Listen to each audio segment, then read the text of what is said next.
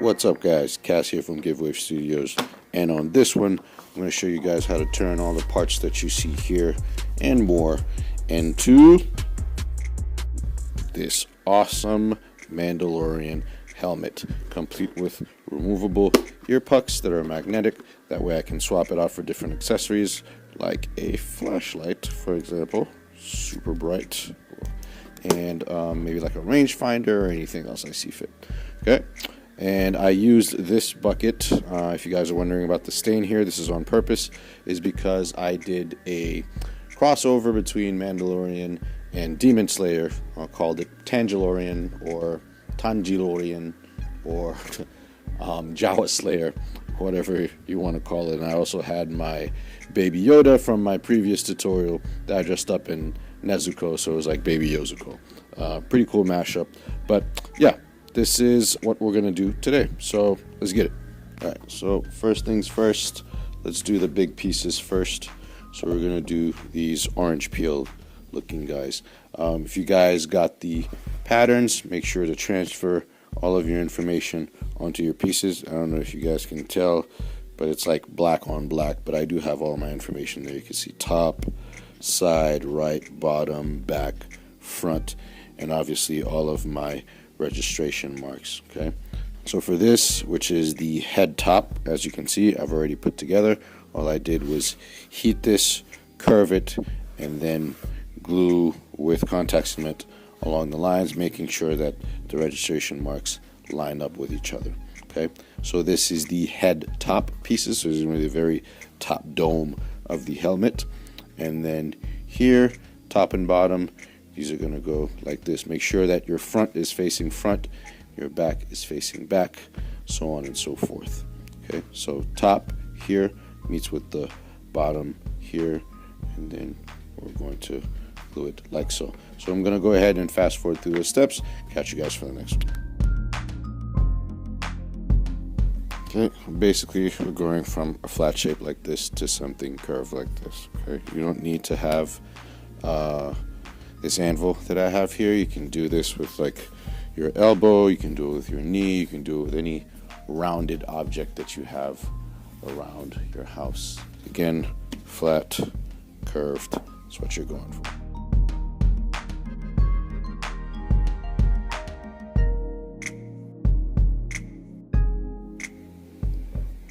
Okay, so once your glue is nice and dryish, not too tacky, you can start gluing your panels. So on this, you want to leave this little widow's peak here. We're going to end up cutting this afterwards so we can make the entirety of the helmet flush. So I'm going to start with this first registration mark here.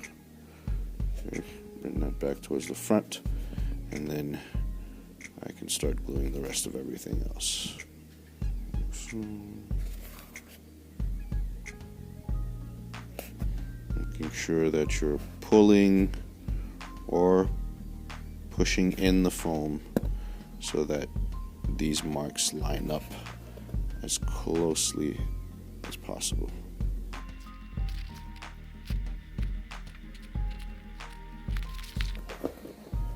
Okay, so I'm getting like 3/4 of the helmet at this point. I'm just going to do the same thing to the other side. Okay, with our dome done, you'll notice that the back pretty much comes together nice and flush, but the front has kind of like a widow's peak situation going on here. No worries about that. That we're just going to end up cutting that right off and making it flush with the rest of everything when we glue the rest of the parts. So this is the top of our helmet. So now we're going to work on the back piece, and with these guys, all we're going to do, we're not going to curve them as we did these. We're just going to kind of curl them onto each other like this, kind of like fruit roll up or something. Okay, because all we want is a lateral curve on these. We don't want anything else done to these. So go ahead and heat up these pieces, do those curves, glue them together in the back here, and then we're going to glue them to the top of the helmet.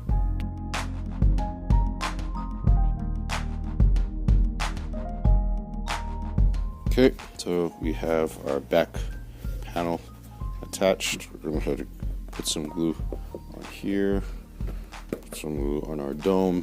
We're going to again follow our registration lines and glue this back together. So for this one, you're going to want to start in the back just to make sure that everything is nice and centered. Okay, and then just try to do one side at a time. If you're having a hard time separating the two parts, you can grab a piece of foam and just wedge on this side while you work on the other side. You can do the same thing with like a piece of paper. Anything that you have that will prevent the side that you're not working on from being glued to anything. So this will keep that area busy while I'm over here focusing on this area of the helmet. Okay, now that I have that, go ahead, start on the other side.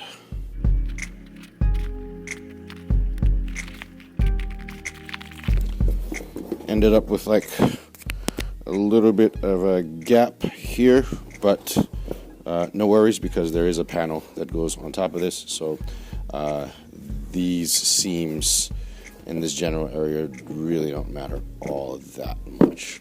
Okay, so we're starting to have more and more of the semblance of a helmet.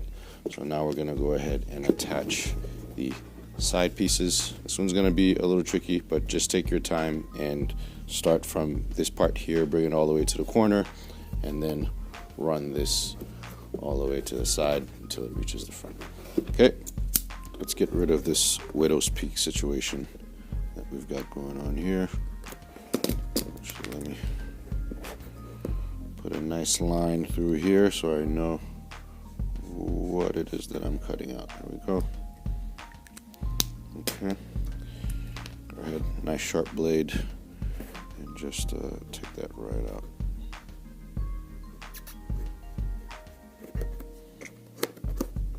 All right, good enough.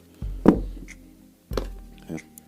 And what I'll do is I'll glue this together, and then I'll glue that in, and I'll show you guys how to put in the cheek pieces. Okay, fast forward.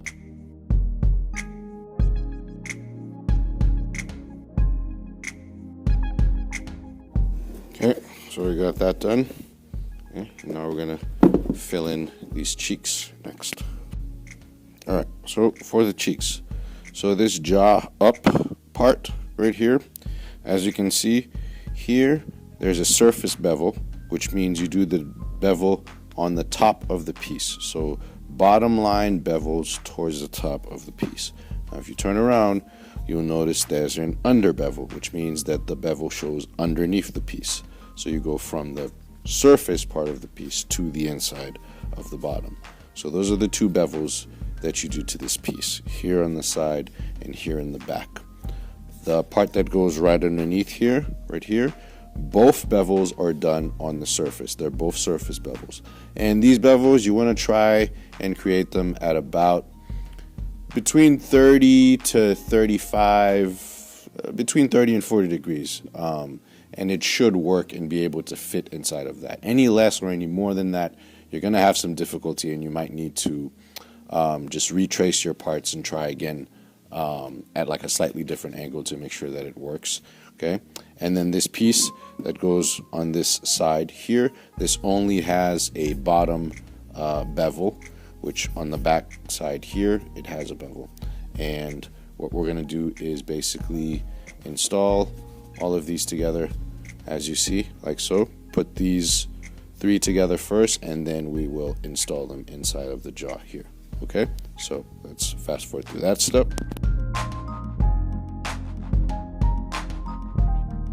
Alright, and we should end up with something like this. Doesn't really matter what the inside of this looks like. If anything, if you really wanted to, you can go back and sand this smooth.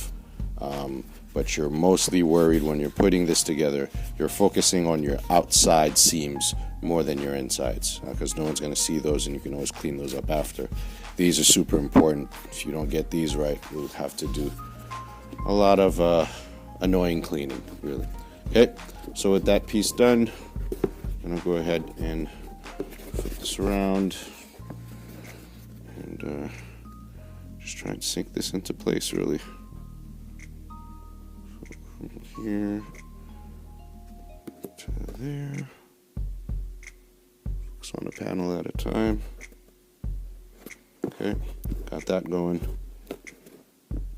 And now we're gonna try and bring in the rest of this here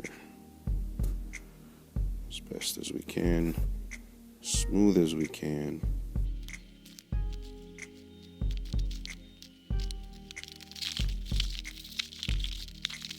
All right, something like that. Okay. Obviously, the shape of the helmet is going to be maintained once we put a plastic visor on the inside of it. But as it is right now, you just want to try and curl the foam to match the top lid. As you can see, this is curling out a little bit, so I'm going to push this in. Wait for everything to dry so you don't like unglue anything, and then you can like force the foam into place so it can stay how it is that you want it to be. Alright, so yeah, that's basically it for the cheek stuff. So I'm going to go ahead and fast forward through the other one and catch you guys. So with both pieces of your helmet complete, as you guys can see, this, when you first put it together, this is kind of what it looks like. It protrudes front. Let it dry for a little bit, and then you can curve it like the one that you see here so that it fits the shape a little better. And so that it holds it while you do, the rest of the work that you're doing. Just put some tape to kind of hold it in that position and help the foam just kind of like remember the shape that it's in. So this one is probably dry at this point, so I'm going to go ahead and start curving this piece in and giving it the general shape that I'm really trying to get for the majority of the helmet. Like so. Once I have it there, any type of defects or modifications that need to be done, like if the foam needs to be pressed in a little bit, you need to open it up, go ahead and do that. Your results will vary depending on what thickness foam you're using. Here I'm using 10 millimeter, so it's a little bit more, it's definitely more dense, but it also doesn't lend itself to being corrected too much very well. So if overall I'm not super happy with anything, or things look like they're a little off, I'm probably just going to go in with a really sharp X-Acto blade and just kind of like get my levels straight here and there. Just a note for you guys as you're assembling this, that this might be something that you encounter. And once we start putting like the secondary pieces on this, it's going to maintain its shape even better, because we do have some extra layers that we need to add to the helmet. Okay, maybe one in front and in the middle, just kind of holding everything a bit more centered. And we're going to go ahead and grab our long piece. You're going to go ahead and you can bevel the sides as much as you'd like. This is about 1/4 inch on each side here, so I'm going to go ahead and bevel this strip on the edges here on the surface, and then I'm just going to glue it from the center seam here to kind of hide a lot of my seams and sins underneath here. So I'm going to start right there with about a little less than 1/4 inch of space between the front of this and the bottom. And then just run this right down the center all the way to the back end where all of the other seams are, so that again we can hide our sins. Okay, so I'm gonna go ahead and do that and fast forward through it. Catch you guys for the next time.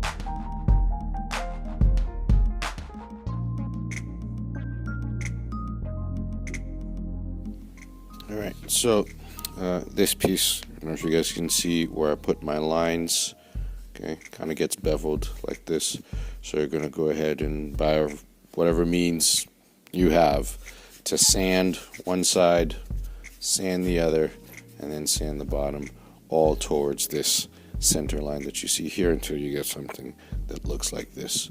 Okay, so I'm going to go ahead and do that to this one, I'm gonna go ahead and glue these where they belong, about a 1/4 inch away from this seam right here. So just like that.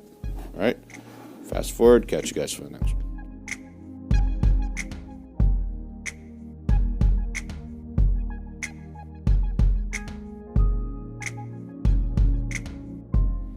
Alright, so now we're gonna focus on the little ear puck thingies. So grab all of your pieces that you've cut out, or if you got the DIY kit, your laser cut pieces. And how this goes is pretty simple. This 2mm goes on top of this 10mm, like so. This piece goes in here towards the top, like so, and that is pretty much it. Feel free to sand and bevel the edges nice and smooth once assembled, but that's all you have to do for these pieces. And then for the back piece here, this paneling, right, this is going to sit right under this part right there. And what you guys are going to do, regardless if you have pattern or laser cut kit, these lines, you're going to go ahead and transfer them over. These dictate where these guys kind of overlap. So you're going to glue all of these like so together, and then once these are all glued, you're going to glue it in the middle of the panel. So I'm going to go ahead and fast forward through those steps and catch you guys for the next one.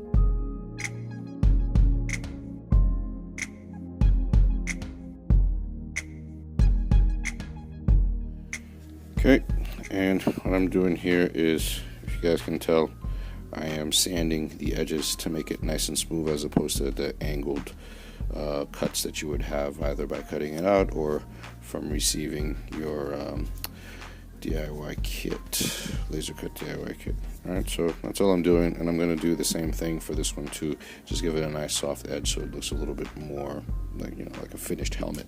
Alright.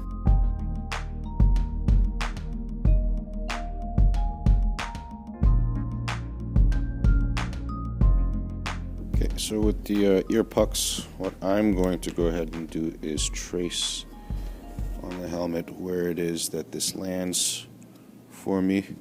At this point, you can definitely glue it on. What I'm going to do is put magnets on the back of this so it's removable.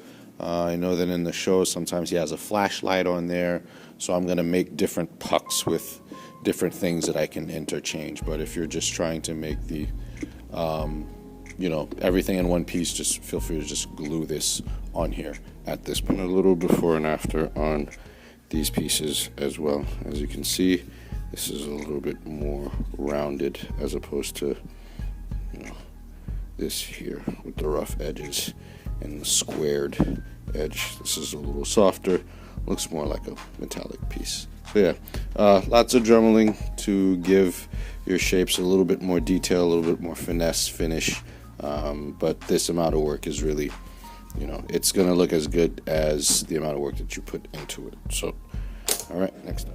Okay, as you can see, I have my little ear pucks, and they are magnetic. I can remove them and replace them with other things when I make those accessories. Alright, so now what I'm going to do is I'm going to duplicate this shape that you see here, which is the T-visor area.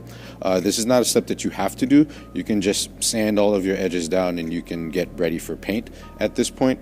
What I'm going to do is add another layer of this here, so it kind of protrudes out a little bit, and also for all intents and purposes, this ended up curving a little bit here, so that's going to help me just kind of fix that a little bit. But again, this is an extra detail that I'm adding just because I want to add a little bit more dimensionality to the helmet, and this is for a mashup cosplay. I'm not trying to be super accurate with the end result, even though my pattern shapes are, you know, as accurate as I could get them to what the show actually is. So I'm going to cut this out.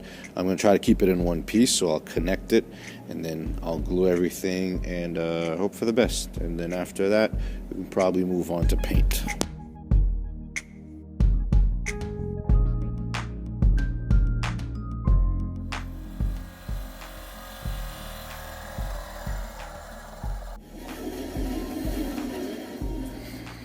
And I just cut myself a little rounded border that I'm going to put along the brow of the helmet. Extra details that you may or may not want to do for yourself, but these are not included in the patterns. Again, this is just kind of freestyling the extra stuff that I can see from the reference images from the shanks. I'm going to grab my little trim that I'm going to put right here. I'm going to measure from that to the ear puck and cut that out right there. Also, what I'm going to do is kind of trim the sides a little bit, only because it's a little wider than I would want it to be. But again, these are decisions that are completely up to you when you are making your helmet from the patterns or DIY kit. So I'm going to go ahead and fast forward through this step, glue that right on the brim there, and then I'll catch you guys for the next step.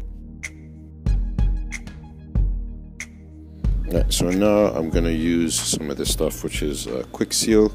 I'm going to put a little bit on my finger, and I'm just going to hit up a couple of areas that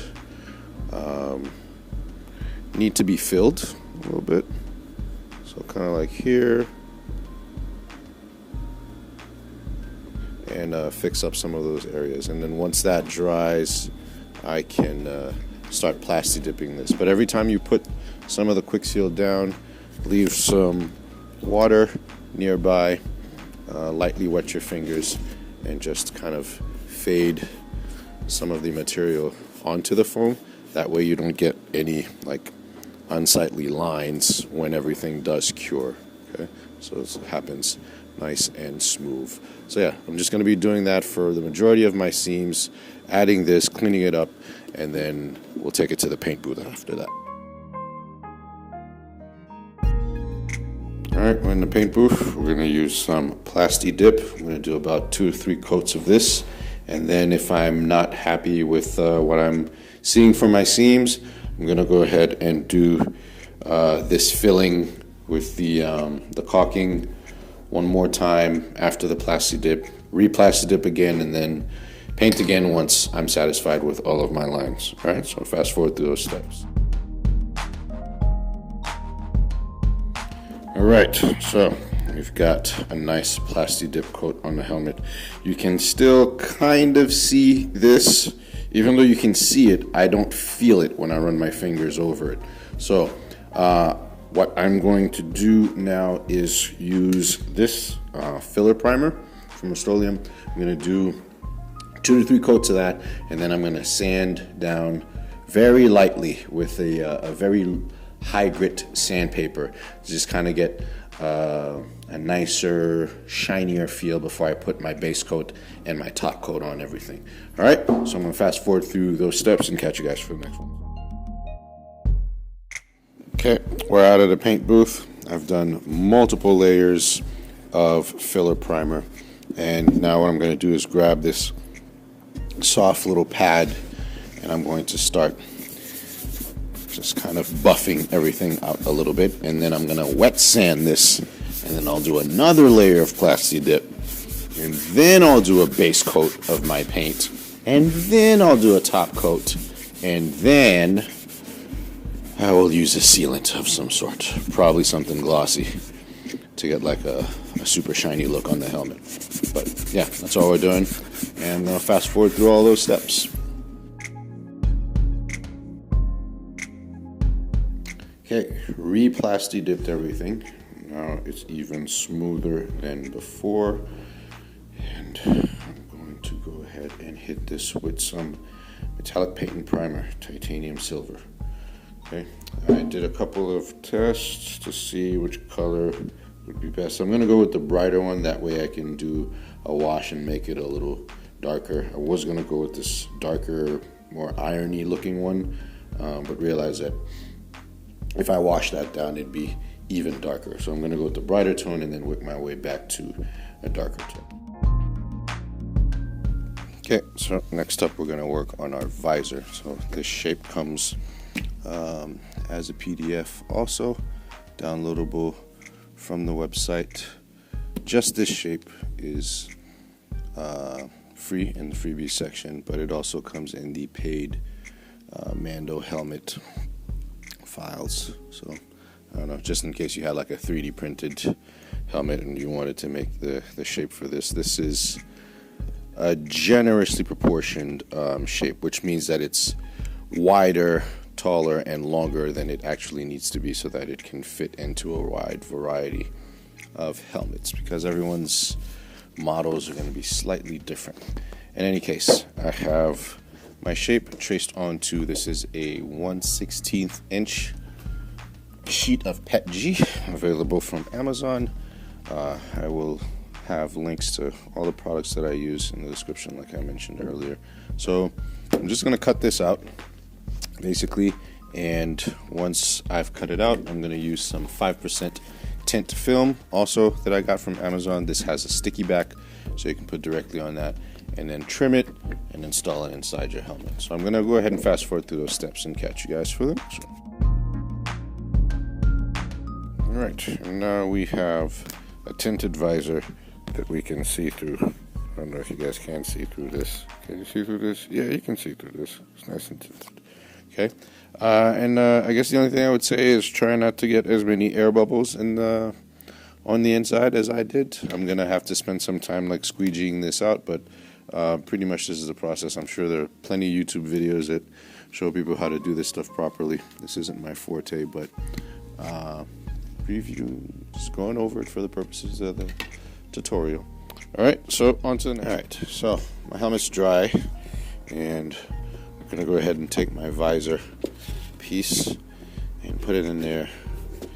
And the first thing I'm gonna try to do is get this to line up right here, and this flat piece of foam here, and I'm gonna glue it at the tips here. You can or don't have to keep the duct tape or whatever tape you use to hold the helmet together for the painting process. And I'm just gonna do some glue here, and some glue kind of like down, I don't know if you guys can see, but like down the helmet, like in the middle. And I'm gonna leave these open to hopefully allow for a little bit more air circulation inside of the helmet. So that's pretty much what I'm gonna do for this step. And then once this is tightly in place, I'll go ahead and remove my tape that's holding everything together. But while you're doing this, you just really want to make sure that it is nice and equal, it follows the line, so position this accordingly. Alright, I'm going to fast forward through those steps and catch you guys for the next one.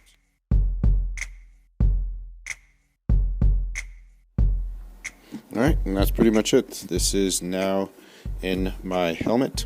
If you don't intend to ever take this out, you feel free to definitely put more glue than just the 3 areas that I just glued the visor with right now. I do intend on replacing this with an acrylic that's going to be edge lit, so this has like some graphics on it or whatever for a different cosplay, which is why I'm just ever so lightly gluing it in there so that it's easy to remove later on. But if that's not your plan, by all means make it a lot more sturdy and permanent than this is. Alright, so now we're going to move on to some weathering. So I have some acrylic black here, and I also have a little brown that I mixed with some black to get me some different hues of weathering. And what I'm going to do is go ahead and I'll start with black, and I'm going to start with this as is, like thick 3Cs as it comes out of the bottle there. And now it's time to mess this up, so I'm going to go ahead and add black to the helmet, basically just mess the whole thing up. The nice paint job that you just did is no more. Second thing I'm going to do, I have a bunch of, usually I'll do this with a rag, but I have some paper towels, and what I'll do is I will keep one of them moist with just a little bit of water, and then the other one I will keep dry. And what I'm going to do is, as soon as I put this on, I'm going to start rubbing it in, taking it off with the dry one.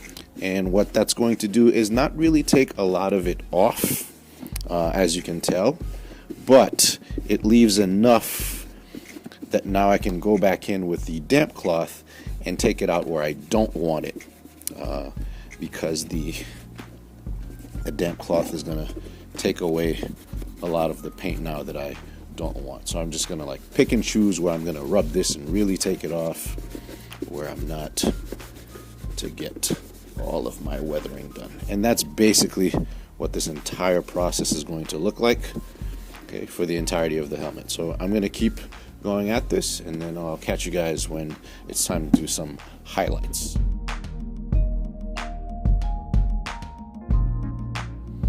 Okay, that's all she wrote for the black wash. Now I'm going to go ahead and switch over to the brown wash, which is, it's not as thick as the black was. So this is just really to give the metal a little bit of a tint, more so than anything. Again, just focusing on areas where you think that dust and dirt and grime might get caught, like creases and stuff like that. Full pass over this, and then just keep going, doing the same thing until you're satisfied with the look, and then we'll move on to highlights. So for highlights, I'm going to use a little bit of rub and buff. Not a lot. You don't want to use too much of this stuff because you just don't want to use too much of it. So I usually rub it off. Whatever I put, I'll rub it off of something, and then I will grab my piece, and with whatever little bit is left on the cloth, you can usually get a nice sheen to your part. I don't know if you guys can tell that this is happening as I'm doing it, but it's just a very subtle, and I'm just kind of going on the edges of where things would stay super clean. Just kind of scuffing it up a little bit, bringing back a little bit of shine back into the helmet. So mainly doing this, just focusing on edges and just a couple of key areas where you think you need to bring back a little bit of that metallic sheen. So yeah, that's pretty much it. I'm going to keep going through this process and catch you guys for the next step. Okay, so I did this side with rub and buff, and I'm hoping that you guys will be able to tell the difference in the video. Notice that there aren't any highlights here, or even on this side here. And if you just look at this middle piece here, you can kind of tell that it's been kind of shined up a little bit, especially on the edge here, on the edges there, here, and on the inside, and especially on the ear. You can definitely tell on the ear. If I put these next to each other, you can clearly see which one has been buffed and which one hasn't.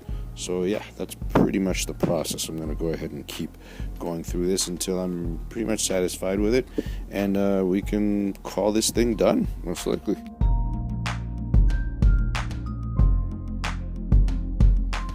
And here we have it. That wraps it up for this tutorial. We've gone from pattern to finished product, and as you guys remember, I had made my ear pucks magnetic. That way I can swap them out with like different accessories, like a flashlight, a range finder, or anything of the sort, like a true Mandalorian. Okay, and yeah, that's it. If you guys have been wondering about the sword to the left, I have DIY kits available on the website. The construction of it is very similar to what I do for my Demon Slayer swords. So you follow that tutorial, it's basically the same thing. But as far as this guy's concerned, this is pretty much the end. So I hope you guys found this useful. Hope you guys learned something from this process. As always, if you guys have any questions or concerns, feel free to leave them in the comment section. I try to get back to those as often as possible. And yeah, leave a note. Let me know what you would like to see me do a tutorial of next. All right, this has been Cass from GiveWave Studios, and I'll catch you guys on the next one. Cheers.